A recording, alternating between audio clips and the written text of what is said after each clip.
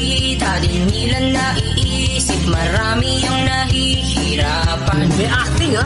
Hindi na ako konsensya, walang pakialam, basta bulsa nila'y umaman. Kapag naman halalan, sila'y bait-baitan, yan lang alam nilang gawin.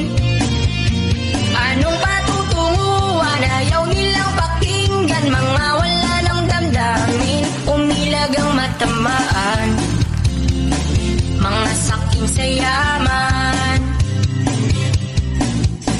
Lunod sila sa pera, naglalaki ang bahay.